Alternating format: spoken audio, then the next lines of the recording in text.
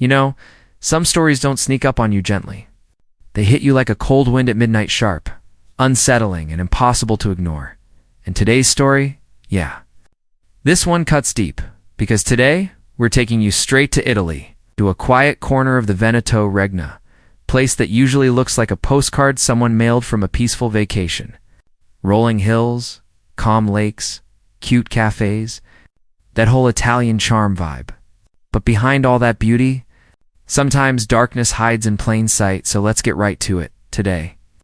We're taking you inside a case that shook Italy to its core. A case that made headlines, sparked protests, and forced an entire country to ask itself, how did we let this happen? We're talking about the murder of Giulia Cecchettin, 22-year-old engineering student whose life was ripped away in a moment so brutal that even seasoned investigators said the scene felt unreal. Her body wrapped in plastic bags, dumped near a lakeside ditch, like she wasn't someone's daughter, someone's sister, someone's whole world. But before this became a national tragedy, before Italy erupted in outrage, before her sister became the voice of a movement, it all began in the most painfully ordinary way to young people, dating, breaking up, making up, trying to figure life out like millions of others do, until one of them decided that if he couldn't control her future, he would destroy it. Now, before we go any deeper into the case itself, you need to understand where this story happens. Because Italy isn't just the backdrop, it's a character in this story. Italy is one of those countries everybody daydreams about at least once. You picture pasta, espresso, old cobblestone streets, balconies with flowers, sunsets that look straight out of a romance movie. And yet Italy is all that. It's gorgeous, warm, artistic, loud, emotional, everything the travel brochures promise, and more. But there's another truth too, one Italy struggles with. A truth hidden under tradition, culture, family expectations. A truth that women in Italy have been screaming about for years. Italy has a femicide problem for decades. Women were hurt, stalked, beaten, murdered by partners or ex-partners. Yet cases were often brushed off as relationship issues, jealous boyfriends, heated arguments, or private family matters. Society would say things like, maybe he was emotional. Maybe she provoked him. Maybe it was just passion gone. Wrong. That's the toxic mindset Giulia's case shattered. Her murder didn't just expose one violent. Manette exposed a whole system full of blind spots. Blind spots that allowed men like her ex-boyfriend, Filippo, to slide under the radar until it was too damn late. Before she became a headline, Giulia was just Giulia, a quiet, smart, soft-spoken girl who had that warm, effortless kindness that made people feel comfortable around her. She wasn't flashy. She wasn't obsessed with attention. She was just a normal, young woman trying to build a future. She had worked damn hard for Giulia was studying biomedical engineering at the University of Padua. That sink in a field that requires brains, discipline, and grit. She had dreams of designing medical devices, maybe researching surgical technologies, maybe working in a hospital lab someday. Her life wasn't perfect. Whose is? But she had goals. She had direction. She had her whole life stretched in front of her like a clean, hopeful path. Her family, the Cecchettin family, wasn't rich or fancy. They were simple, grounded, loving people. A tight household where everyone looked out for everyone else. Her father was quiet, but deeply protective. A man who worked hard and worried even harder. Her sister, Alina, was her closest friend, her confidant, her mirror. They weren't just siblings, they were each other's backbone. Her brother, younger, still figuring life out, looked up to her, and then her mother, who tragically passed away a few years before the murder. Losing her mother had shaken the whole family, but especially the daughters. Giulia stepped up, helping wherever she could, trying to bring warmth back into a home that had felt empty since the loss. So yeah, Giulia wasn't just a student, or not just another face in a crowd. She was someone deeply loved, deeply valued, which makes what happened next feel 100 times heavier. Every tragedy has a beginning. This one began when Giulia met Filippo Tioretta. At first glance, Filippo looked like a sweet, awkward, introverted guy. The type who didn't talk much but tried to be kind. The type of guy who seems harmless but looks. Yeah, they lie. They met at university. Same courses, same major, same projects. They started studying together, hanging out after class, getting coffee, sharing notes. The whole cute college vibe. One thing led to another, and soon they were dating. And at first, things were okay. Normal couple stuff. Texting each other. Waiting for each other after class. Going out. Planning little dates. But slowly, so slowly, that Giulia didn't even notice at first. Filippo changed. He started showing signs that people usually brush off. Jealousy masked as concern. Constant checking on where she was. Little jokes about what she wore. Asking her to spend less time with friends. Mood swings when she focused too much on her studies. Classic. Early red flags. Then came the guilt trips. The emotional manipulation. The silent treatment whenever she didn't do things his way. And when she tried to pull away, he would cry, apologize, beg, promise he'll do better. But he never did. Eventually, Giulia realized this relationship wasn't love. It was control wrapped in affection. So she tried to break things off, and that's where everything started falling apart. Filippo took the breakup like a personal insult. He couldn't handle the idea that she was moving forward without him. He couldn't accept that her future might not include him. He spiraled hard, and that spiral would soon turn deadly. Now, let's talk about the guy at the center of this story, the one whose choices tore everything apart. On paper, Filippo wasn't a monster. No criminal record. No violent history. Just another university student. But emotionally, he was a ticking time bomb. The kind of guy who looks harmless until he doesn't. The kind of guy who mistakes control for love. The kind of guy who believes that if he's losing you, you're the one ruining his life. His friends described him as withdrawn jealously. Triggered, obsessed with Giulia, extremely possessive after the breakup. He didn't move on. He didn't let go. He didn't accept reality. Instead, he watched her life like it was a show he still had the right to direct. He stalked her routine. He kept track of her movements. He stewed in resentment, convincing himself she betrayed him. This wasn't love. This was obsession. An obsession. It's quiet until the moment it explodes. Now we're at the point where everything that was simmering under the surface finally boiled over. It was supposed to be an ordinary evening. A quick meet, a conversation. Closure maybe, but Filippo didn't come to talk. He came with a plan. A plan he'd already rehearsed in his mind. A plan that turned a simple meeting into a nightmare.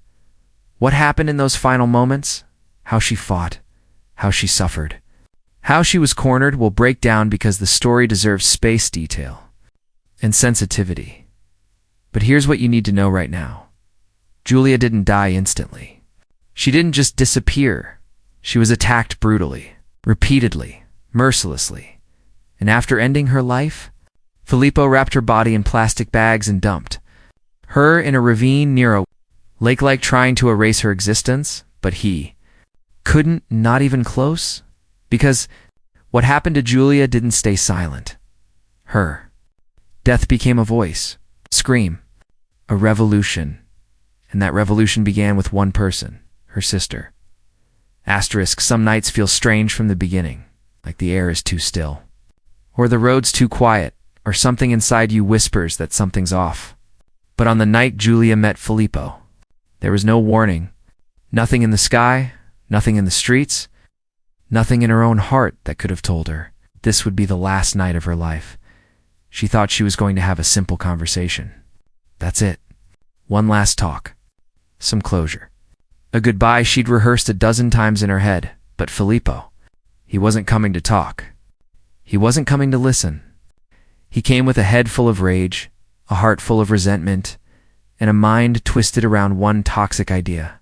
If I can't have her, nobody will. The meeting, a last try at peace. They met near her home, a familiar spot, nothing dramatic. She didn't dress fancy or special. She wasn't going out on a date. She was ending something that had been dead for a long time. And you know what's wild? People say the last thing she told her sister was, "I'll be back soon." That line hits like a punch to the chest. She really thought she'd walk back through the door, brush off a tense conversation, continue her life.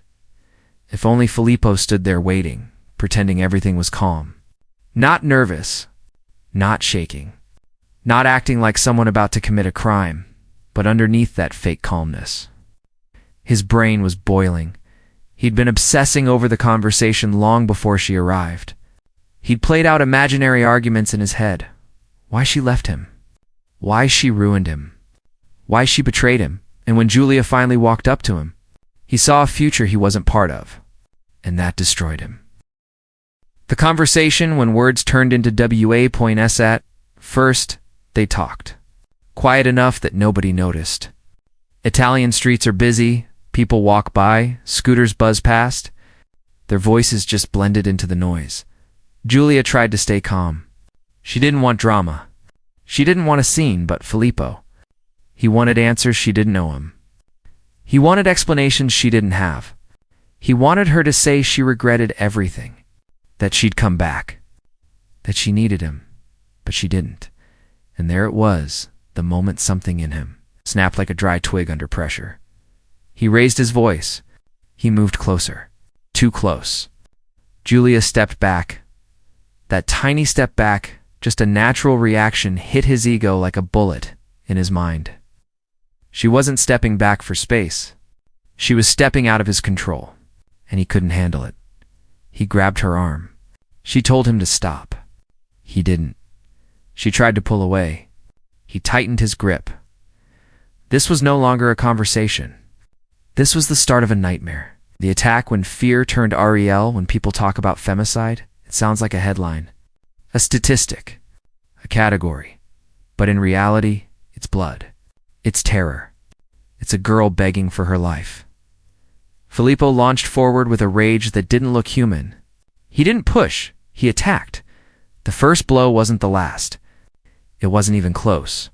Giulia screamed. She fought back. She tried to run. He dragged her. Hit her again. And again. And again. Neighbors heard noises, but nobody thought it was murder. People argue all the time. Couples fight. Voices rise. And that's the scariest part. This didn't sound like a crime. It sounded like another breakup argument in a world where nobody intervenes unless the walls shake. But this was no argument. This was slaughter. Filippo attacked her with a brutality that investigators later described as shocking even for a seasoned crime unit. This wasn't a moment of passion. This was pure violence. A rage attack fueled by control, obsession, and entitlement. And after the blows, after she fell limp, after her breath slowed, he didn't stop. He dragged her into the car, threw her in like she wasn't a person, and drove. That was the moment Giulia's life ended, but her story was just beginning. The car ride, a killer alone with his CREM. Imagine driving with a body in your back seat. Most people wouldn't even be able to breathe from the horror. But Filippo drove like he was going somewhere he already planned. He didn't panic. He didn't call for help. He didn't rethink what he did. He drove. Hours passed. The sky darkened. The roads stretched empty. And the weight of what he'd done didn't hit him. Not yet, because in his mind this wasn't murder. This was punishment. It's twisted, sick, delusional punishment. The kind abusive men justified to themselves over and over. He found a secluded area near a lake, silent, cold, hidden by trees. Nobody around, nobody watching. And then he did something that still makes people's stomachs turn. He wrapped her body in plastic bags. Not one, multiple. Like trashed a human being. A daughter. A student. A sister. He covered her like she was something to dispose of. And that detail, that moment, was what later made Italians furious. Because wrapping a body isn't a mistake. It's not losing control. It's not passion. It's a plan, a conscious action, a deliberate attempt to erase someone. The lakeside where her body was left, the spot he chose, wasn't random. It was deep, hidden, surrounded by trees so thick the wind barely gets through. A place where secrets stay buried, or so he thought. He left her there like she was nothing. A bundle of plastic bags beside a ravine, a life reduced to a trash bag, then he walked away. Got in his car. Drove off. Disappeared. But the world didn't disappear with him, because the moment Giulia didn't come home, the alarm bells started ringing, and the people who knew her, really knew her, didn't buy this "she's probably out" excuse for even a second. Especially her sister. If there's one thing Filippo underestimated, it was the fire inside Elena Cecchettin. Elena, the sister who refused to stay quiet while Filippo was hiding. Running like a coward, thinking he could outrun consequences. Elena was doing the opposite. She was talking loudly, fearlessly, relentlessly, and that's where the revolution began. She didn't let the police treat this as just another missing girl. She didn't let the media soften the story. She didn't let society sweep it under the carpet. She said exactly what the country needed to hear. This is not a tragedy. This is femicide. And Italy listened. Her voice echoed through news channels, social media, protests, speeches. She turned her sister's murder into a national reckoning, a mirror that forced Italy to look at its own failures. While Filippo was hiding in a foreign country, trying to run from what he'd done, Elena was building a movement. But that comes later. Right now. The investigation was just starting, and the police were about to find something that would turn the entire case upside down. Giulia's body. And when they found her, Italy broke. The first 24 hours after someone goes missing are always messy. People assume the best. Police hesitate. Friends hope she just got busy. Family tries not to panic. But with Giulia, there was no maybe she'd come home, no waiting, no pretending, because the Cecchettin family knew something was wrong. Deep wrong. Wrong in the kind of way you feel in your stomach before you even say it out loud. Elena felt it first. She felt it like a punch in the chest. Her sister wasn't answering her phone. That never happened. She wasn't home. She wasn't posting. She wasn't texting back. Giulia wasn't the kind of girl who disappeared, not even for a couple of hours. When she was out, she checked in. When she was late, she said so. When she was stressed, she called her sister. Silence wasn't normal. Silence was danger. The search begins a family against the CLOs. Catholic clock was ticking. Elena told her dad she's not okay. Something happened. In the moment he looked at her, really looked, he knew she was right. The family didn't wait around. They made calls. They drove around. They asked neighbors. They checked the places she usually went. Nothing. And the worst part? Filippo had vanished too. Both gone.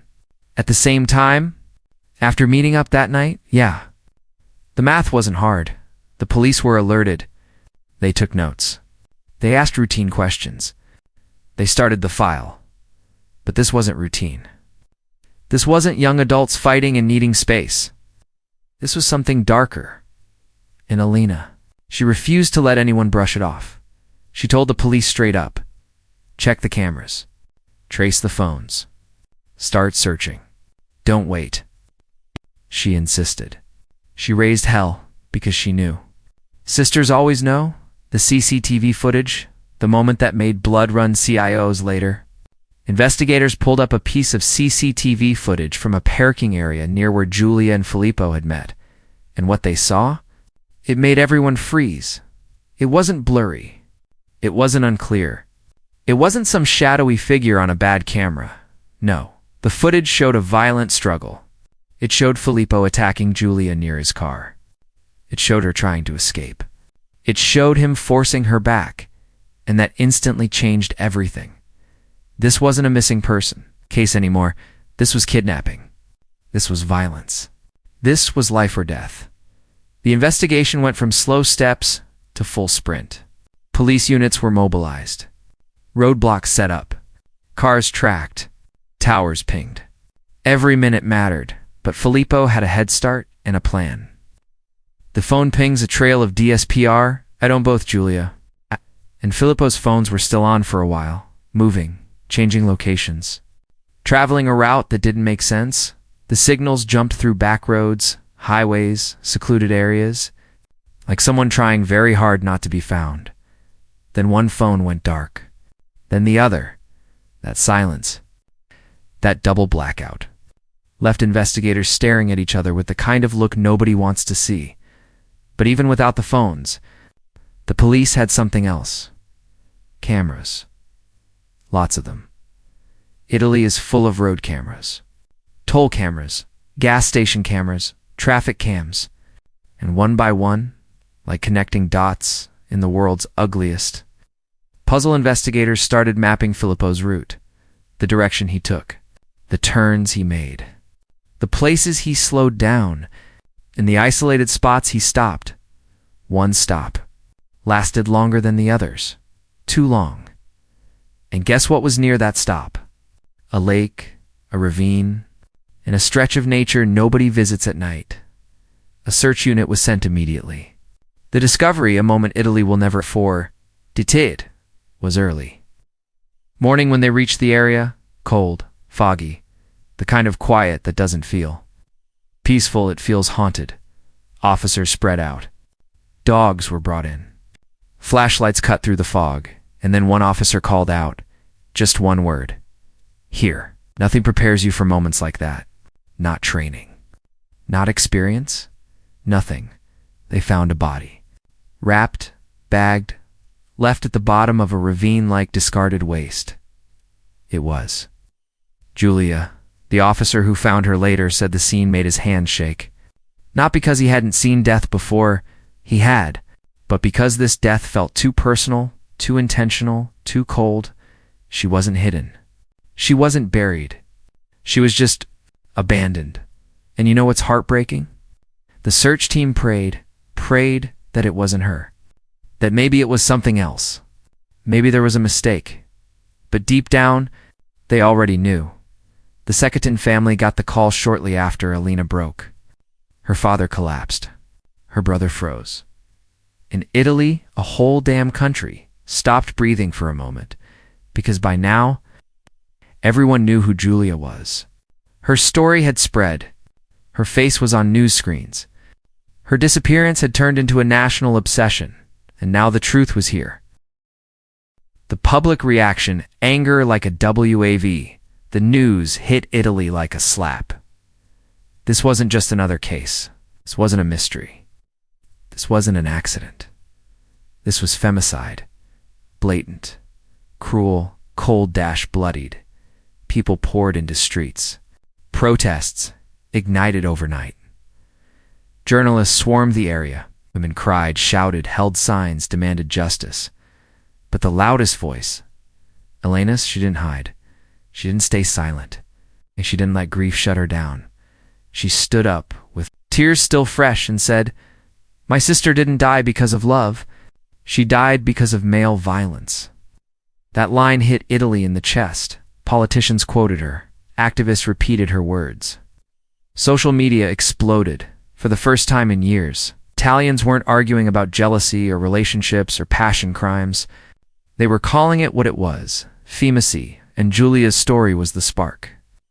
The manhunt the world looks for, Filippo will while the country grieved. Filippo was on the run. He'd crossed borders, driven through towns, ditched his phone, disappeared like a ghost. But running doesn't mean you're safe. Running means you're scared. And eventually, he made a mistake. A car plate spotted, a location pinged, a camera hit. He was tracked to another country. And from that moment, the chase was officially international. Police from 2 countries, Border Patrol, Interpol, everyone was looking for him, because the world was watching now. Italy wasn't alone in this. Women from Spain, France, the US, Latin America, they were sharing the story, using Giulia's name. Calling out the violence so many face, the pressure wasn't local anymore. It was global, and Filippo. He was running out of places to hide. The nation mourns a silence that said everything a few days after the discovery. Italy held vigils. Candles lined the streets. Flowers piled up outside the Cecchettin home. People whispered prayers. People whispered her name. Giulia wasn't just a victim anymore. She was a symbol, a mirror, a reminder of every woman who wasn't heard in time. Her story cracked something open, something deep, and while the world mourned, her sister was preparing to tear the world awake, because Alina had something to say, and her words would change Italy forever. If you've been following along, you already know how bright Giulia was. Hardworking, sweet, the kind of girl who didn't try to shine. She just naturally did. But for every bright light, there's always a shadow lurking somewhere. And in Giulia's life, that shadow walked in quietly, smiled softly, and then slowly wrapped itself around her world.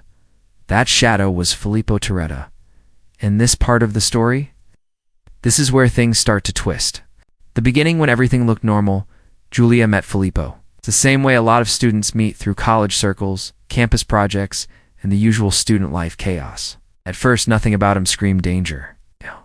He was awkward but polite, quiet but attentive. One of those guys who doesn't stand out, doesn't fade away either. People who knew them back then would say, yeah, they looked fine together. There's nothing scary about the dude. He seemed serious, shy, maybe a little insecure, but not violent. And that's the catch. Toxic people rarely come with warning labels. In the beginning, Giulia probably felt safe around him, seemed dependable. He listened. He showed up. He acted like he cared. Even her friends didn't sense anything off in the start. Because most toxic relationships, they don't begin with screaming, jealousy, fear, or control. They begin with attention, with affection, with comfort. That's how manipulation feels at first, like someone finally understands you. When love starts to shift into something else with time, Filippo's caring started turning into monitoring. His compliments slowly turned into criticism disguised as concern. Why did you post that picture? Why didn't you answer my text? Who were you talking to? Why didn't you tell me you were going out? It wasn't loud. It wasn't obvious. Controlling people rarely start by shouting, they start by questioning. At first, Giulia brushed it off. Maybe he's just protective. Maybe he's insecure. Maybe he loves too deeply. She tried to understand him. It's what kind people do, they give chances. But kindness is the favorite playground of possessive minds. Little by little, Filippo began isolating her. You don't need to hang out with them. I don't like that friend of yours. Let's not go to your family today. Let's stay alone. And Giulia, who was gentle and non-confrontational, tried to keep peace. This is how toxic relationships trap people. Not with force, but with guilt. Not with violence, but with emotional pressure, the jealousy that started eating him. Alive by mid-2023, people around them could see something wasn't right. Filippo was getting clingy, obsessive, possessive, the kind of guy who checks your phone when you're not looking, who gets mad over the smallest things, who starts drama because you replied too late, who thinks if you smile at someone, you must be cheating. He wasn't dating Giulia, he was claiming her. Giulia's friends later described it like this. It felt like he wanted to own her. He couldn't handle the idea that she could live without him. He saw her success as a threat. And here's where things get dark. When Giulia tried to leave, everything shifted, like many smart girls who realize they're trapped in a suffocating relationship. Giulia eventually knew she had to get out. She wanted to live freely, study peacefully, focus on her future. But possessive people don't let go. They panic, they spiral, they snap. To someone like Filippo Giulia, leaving wasn't a breakup. It was humiliation. It was the ultimate wound to his ego. He didn't want love. He wanted control. And when control slips away from toxic hands, they often turn monstrous. Filippo's behavior became scary, and people noticed according. To people who saw their interactions near the end, he was angry all the time. He stalked her movements. He kept messaging her non-stop. He showed up uninvited. He acted like he owned her decisions. This wasn't sadness. It wasn't heartbreak. This was obsession boiling into rage. There were arguments. There were emotional breakdowns. There were moments Giulia must have felt genuinely unsafe. But like many victims, she probably believed she could handle it. She didn't want to make it a big issue. She didn't want to accuse someone she once cared for. She probably hoped he'd move on. But obsessive men don't move on. They plot. The silent build-up to violence, everything leading. Up to the night of the murder was a pressure cooker. Friends noticed tension. Families sensed worry. Giulia tried to keep peace, but was emotionally drained. Filippo was losing control of his narrative, and for him, that was unbearable. He felt she was slipping through his fingers. He felt powerless. He felt replaced. And men like him, they don't break up. They break others. The jealousy turned into revenge. The heartbreak turned into hatred. The rejection turned into something far darker. An internal voice that whispered, "If I can't have her, no one can." The final days before the murder, a storm brewing, those who saw Filippo during. The last days said he was unusually tense, angry at small things, bitter blaming. Giulia for everything, emotionally unstable. He told friends things like, "She ruined my life. She made me look like a fool. I can't let this end like this." This wasn't heartbreak. It was entitlement. He didn't want Giulia back. He wanted revenge for her choosing herself. And the most chilling part, Filippo didn't snap in the moment. He didn't lose control randomly. He planned. He waited. He watched. And then he struck. But that's for the next part. Asterisk the hard truth behind their love story. What Giulia had wasn't love. It was emotional captivity disguised as affection. What Filippo felt wasn't love, was ownership, possession, a damaged ego wrapped in insecurity. This part of the story isn't just about two people. It's about a pattern millions experience silently. A relationship becomes toxic way before it becomes deadly. The warning signs were there. Jealousy, isolation, shanshans, manipulation, control, behavior, anger, iswes, dependentries, masked as love. Giulia tried to walk away, and that decision, the brave choice to save herself, is what triggered him to commit the unimaginable. Before we move into what happened on the night everything went wrong, we gotta stop for a minute. We gotta rewind. Gotta walk into the past, his past, because tragedies like Giulia's don't just appear out of nowhere. They start as tiny cracks inside a person. Cracks nobody pays attention to. Cracks that turn into fractures. It's fractures that eventually split into something terrifying. And in Filippo's case, those cracks were always there, quiet, invisible, ignored, till they weren't. So let's go back to the beginning, back before Giulia, before college, before the obsession, to understand how a seemingly normal guy ended up committing one of the most disturbing crimes Italy has seen in years. The early life, a boy who never felt enough. People who knew Filippo growing up described him the same way. Quiet, awkward, introverted, barely spoke and less spoken to. Not the creepy type. More like the insecure, invisible type. A kid who blended into the background. A boy who avoided eye contact. Someone who looked like he was always unsure of himself. It wasn't that he was bullied. It wasn't that he was violent. He was just invisible. The kind of guy who desperately wanted approval, but didn't know how to get it. He worked hard in school because it was the only thing he was good at. He wasn't social. He wasn't popular. Wasn't confident. He was always trying to prove he wasn't a nobody. But inside, it's exactly how he felt. His family dynamic, strict, pressured, controlled. People connected to the family described his home as disciplined, cadly, ficusant, emotionally distant expectations. Although affection, Filippo wasn't abused, but he wasn't nurtured either. He was trained, not raised, corrected, not heard, directed, not understood. Kids raised in rigid emotional environments often grow up believing, if I don't succeed, I'm worthless. If people leave, it's my fault. If someone loves me, I must hold on to them, even by force. This emotional blueprint sticks. It shapes adulthood, shapes relationships, and one day, shape murder. Insecurity becomes his identity by his teenage years. Filippo was already showing red flags. 1. Extreme jealousy, even with friends. He got insecure when others got attention. 2. Fear of rejection. He hated being alone, feared losing people, hated feeling replaceable. 3. Control issues. He always needed to oversee group projects, activities, decisions, not out of confidence, but fear of losing control. For emotional dependency, he got attached way too quickly, way too deeply, way too intensely. But because he wasn't violent, nobody ever treated these as warning signs. People brushed it off as, oh, he's just sensitive. He's just introverted. He's just emotional. But insecurity is not harmless. When ignored, it mutates into obsession. Obsession is a slow-burning fuse. Filippo was already burning from within long before he met Giulia, when he entered university. Filippo saw college as a reset button, a fresh start, a new version of himself.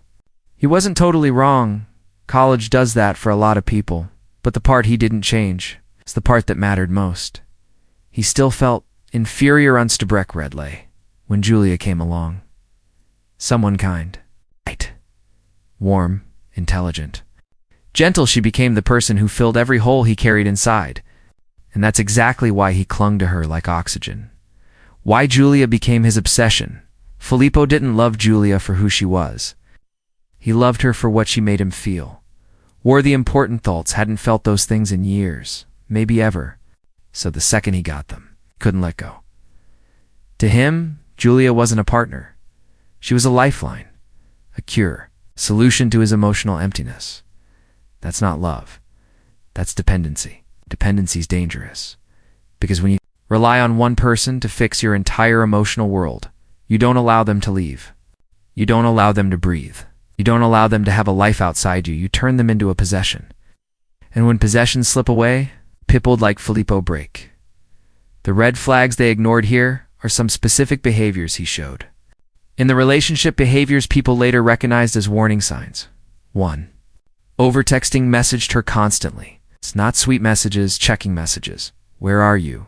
Who are you with? Why didn't you text me back? Why are you ignoring me? Every missed reply felt like abandonment too. Emotional blackmail. If you leave me, I'll fall apart. I can't live without you. You're the only thing that makes me happy. This isn't romance. It's psychological pressure. 3. Possessiveness disguised as care. Don't wear that. You shouldn't hang out with them. I only want what's best for you. Controlling people always use care as a mask. For the fear of losing her, every relationship has arguments. But with him, even small conflicts triggered panic. That panic eventually turned into rage. When Giulia tried to move on, Filippo snapped because she wasn't just breaking up with him, she was shattering his entire internal world. Without her, he felt, worthless abendeshal femshia feelings brewed inside him for weeks. He didn't process them, he weaponized them. Instead of healing, he blamed. Instead of accepting, he obsessed. Instead of letting go, he tightened his grip. He began stalking her, tracking her, watching her, monitoring her life like she was still his. Friends later said he acted like she owed him her whole existence. He talked like she betrayed him just by moving on. He said she destroyed him. That's the mindset that turns heartbreak into homicide. People often think dangerous men yell, break things, beat, screamed. Filippo wasn't loud. He wasn't aggressive in public. He wasn't the monster type. He was silent. He was brooding. He was planning. Silent men don't explode. They implode, then detonate all at once. Men like him don't lose control. They imagine. They calculate. They plan revenge quietly. And that's exactly what he did. Psychologists studying the case agreed on one thing. Filippo's ego was fragile, deeply damaged, held together by Giulia. So when she broke up with him, two thoughts fused inside him. I can't live without her. If I can't have her, nobody can. This is the exact mental pattern that leads to femicide. Not passion, not love, not anger. Entitlement. He felt entitled to control her, entitled to her time, entitled to her love, entitled to her future, entitled to her life. When entitlement and rejection collide, violence is born. In the days before the murder, Filippo wasn't heartbroken. He was stalking, not grieving agonizing, not crying planning, not healing rehearsing, not regretting evidence later showed. He followed her. He tracked her movements. He waited for an opportunity. He prepared himself mentally. This wasn't a spontaneous crime. It was planned, intentional, deliberate. A possessive man making his final, horrific attempt to reclaim control. People often say, maybe he snapped. Maybe he lost his mind. But no, he wasn't mentally insane. He was emotionally entitled. He wasn't confused. He was calculated. He wasn't spontaneous. He was prepared. He didn't kill out of madness. He killed out of ego and ego-driven. Men are far more dangerous than mentally unstable ones because they know exactly what they're doing. Up to this point, we've walked through who Giulia was, who Filippo was, and how their paths twisted into a tragedy Italy will never forget. But now, we stand at the point the entire story has been leading toward, the night of the murder. A night that didn't just take a young life, it shook a country, triggered nationwide protests, and forced Italy to confront the dark truth about femicide. Remember, we will not describe gore or graphic violence. We will explain what happened, why it happened, and how the chain of events unfolded with chilling precision. Because this is where the story turns from a toxic relationship into a crime scene. On the evening of November 11th, 2023, Giulia wasn't out partying. She wasn't doing anything risky. She wasn't meeting strangers. She was doing something normal, completely normal. She and Filippo met up, likely to talk things out, the way a lot of young ex-couples do. Maybe she hoped they could clear the air. Maybe she wanted closure.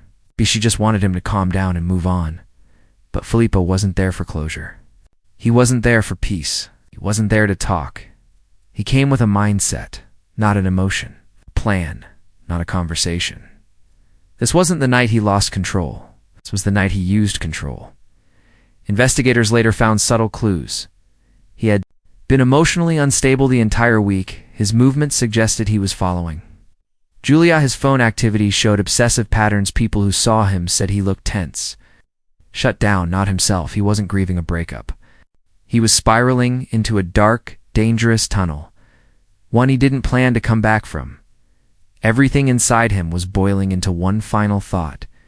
If she leaves me, everything I am collapses.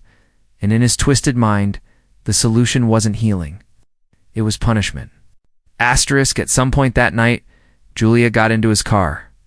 No screaming, no struggle, no drama. Not at first. She probably trusted that she would be safe for at least a short conversation. After all, she had known this guy for years. She had dated him. She had cared for him. Victims always trust the people who hurt them most. That's the tragedy of femicide. Their final moments often begin with trust. Officers piece together what happened through surveillance footage, line reconstruction. Filippo's eventual recounting witness statements. The conversation turned heated. Voices rose. Arguments escalated. Giulia likely tried to stay calm. That was her nature. But Filippo was on the edge. His emotions were not emotions anymore. They were weapons. He wasn't listening. He wasn't processing. He wasn't reasoning. He was reacting, exploding, collapsing internally. And in that emotional storm, he attacked her. Not going into graphic details, but understand this. It was brutal. It was deliberate. It was one-sided. Giulia never stood a chance. This wasn't passion. This wasn't impulse. This wasn't heat of the moment. It was a man enforcing ownership over a woman's right to leave. The attack wasn't the end. The most chilling part came after. A moment that showed the world exactly what Filippo had become. He didn't panic. He didn't call for help. He didn't regret anything. Instead, he shifted from emotional violence to calculated cleanup. He wrapped her body. He moved her from the scene. He drove 4 kilometers with a calmness that shocked investigators. He transported her to an isolated area near a lake. People expect killers to freak out after the crime. Filippo didn't. That is what makes this case horrifying. His actions weren't chaotic. They were organized. He treated Giulia not like a person, but like a problem to be disposed of. He chose an isolated lakeside area, quiet, dark, empty. Not a random choice. Not a panic spot. A place where he believed nobody would find her. A place far from witnesses. A place he thought would hide his crime. The way he left her there wasn't careless. It was intentional. And that intention told Italy something unforgettable. This wasn't a crime of emotion. This was femicide. The killing of a woman for trying to leave.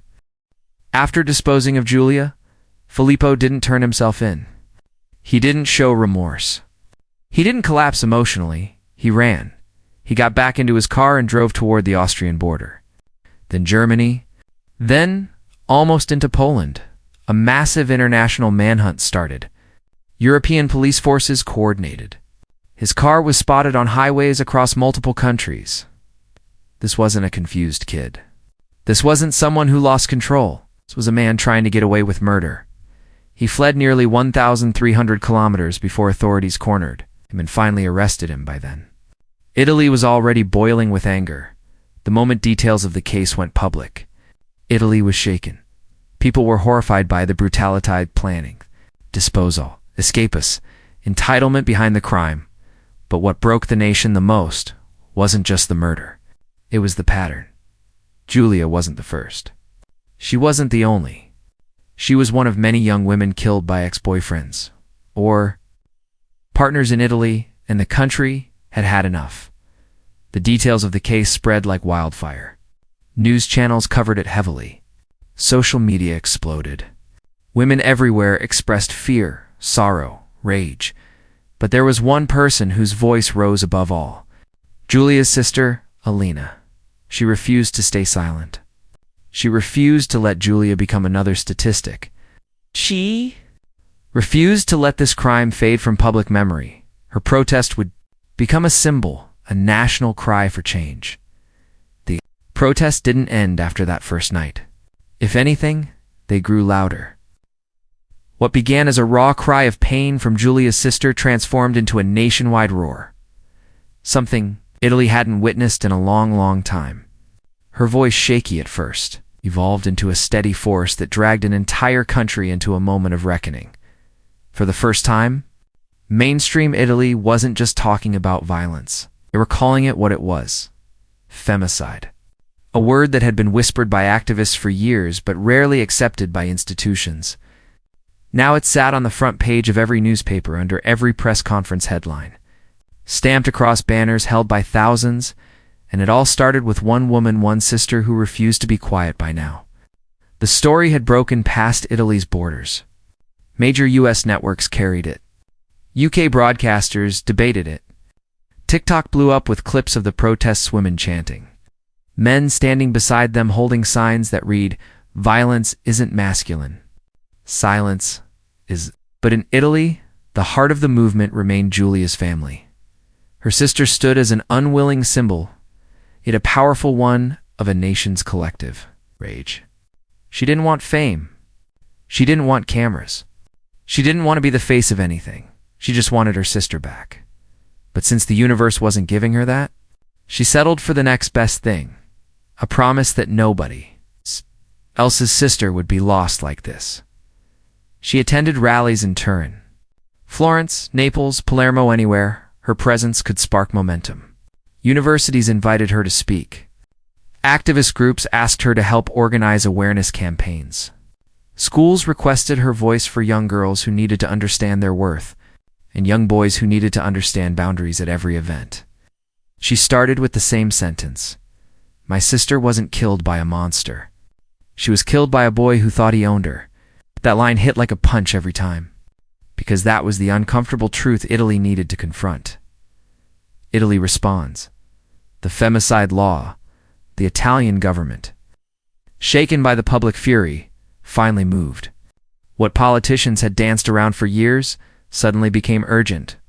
Parliament drafted a new bill, debated it relentlessly, and within weeks Italy officially recognized femicide as a distinct crime and imposed a mandatory life sentence for it. This wasn't just a legal shift. It was a cultural earthquake. For decades, cases like Giulia's got labeled as crimes of passion, a phrase that made murder sound like a tragic romance instead of a brutal reality. But no more. Italy shut that door hard, and when the news broke, Italy's streets erupted again, not in anger this time, but in something rare: relief, vindication, justice. Giulia's sister watched the announcement on a small TV in her mother's living room, her hands trembling. For the first time in months, she exhaled. "It doesn't bring her back," she murmured, tears gathering, "but it means she mattered." Her mother wrapped an arm around her. Her father nodded silently. Grief had worn deep grooves into his face, but in that moment, he looked a little less broken because their daughter, even in death, had changed a country. Meanwhile, The boy responsible for everything sat behind bars, awaiting trial. Italy viewed him as a symbol touche, not the kind anyone wanted. Psychologists profiled him. Journalists examined every detail of his past. Experts debated whether he was unstable, insecure, or simply cruel. But one truth kept returning. He believed she belonged to him. He controlled her phone. He stalked her online. He checked where she was, who she talked to, how she dressed when she came home. He didn't see a girlfriend. He saw property, and when she tried to break free, he couldn't handle it. He didn't plan a future without her because he didn't believe such a future existed. To him, if she wasn't his, she couldn't exist at all. This twisted logic had stalked women for centuries. But it took Giulia's death to make Italy confront it openly. His trial was set for early next year. Italy braced for it. Knowing it would reopen wounds but also offer the closure the family deserved, Italy wasn't the only country shaken. Spain, France, Germany, all nations, dealing with rising violence against women, looked to Italy's new law as a model. Activists referenced it. Politicians cited it. Feminist groups across Europe called it a necessary precedent. Suddenly, femicide wasn't a regional term, it was a global one. Articles titled, "Italy leads the war against femicide." The Cecchettin case that changed Europe, how one sister sparked a revolution, began circulating everywhere. Giulia shouldn't have become a symbol. But now that she had, her story was forcing the world to pay attention. A family that refused to fade into silence months after the protests. Giulia's sister launched an official foundation in her name, the Cecchettin Awareness Initiative. Its mission was simple: educate young people about toxic relationships, provide resources for women, and danger train teachers to recognize early warning signs, offer safe housing for victims trying to escape. Foundation grew rapidly, faster than anyone predicted. Donations poured in. Volunteers offered their time. Universities offered space for workshops. Italy didn't just mourn Giulia. It mobilized around her. Her sister became a speaker, advocate, mentor, and counselor, but above all, she remained exactly who she always was, a sister who loved too deeply to let Giulia disappear. On the 6-month anniversary of Giulia's death, thousands gathered around the same lakeside where her body had been found.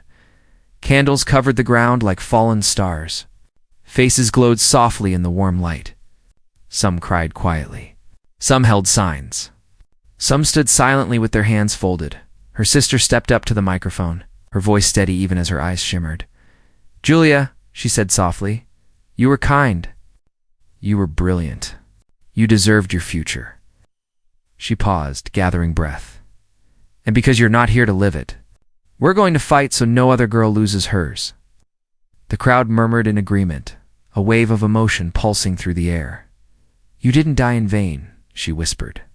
"We won't let that happen." Across the lake, someone released a lantern into the sky. Then another. Then another. Soon the night was filled with floating lights, gentle, glowing reminders that even in the darkest tragedy, there can be a spark of hope. Italy didn't become perfect overnight. Violence didn't vanish instantly. But something fundamental had shifted. Parents talked to their sons differently. Schools changed how they addressed relationships. Police responded faster. Courts took cases more seriously, and everywhere, absolutely everywhere, people repeated one message: never ignore the signs. Giulia's story became part of Italy's cultural memory. Taught in social studies classes, discussed on talk shows, referenced in political debates, not as a horror story but as a catalyst, a turning point. A moment where an entire nation decided enough. Giulia never planned to become a symbol. She never knew her name would one day echo around the world. She was just a girl, ordinary in the sweetest way. Smart, funny, bright, full of quiet dreams about her future. But sometimes, history doesn't choose heroes. Sometimes it chooses victims and turns them into the reason others get to live. Her sister once said in an interview, "If speaking destroys me, but saves one girl, then let it destroy me." But she wasn't destroyed. She became unbreakable, and because of her strength, because of one. Families' refusal to let their daughter's story fidelity changed. Laws changed. Conversations changed. Lives will be saved.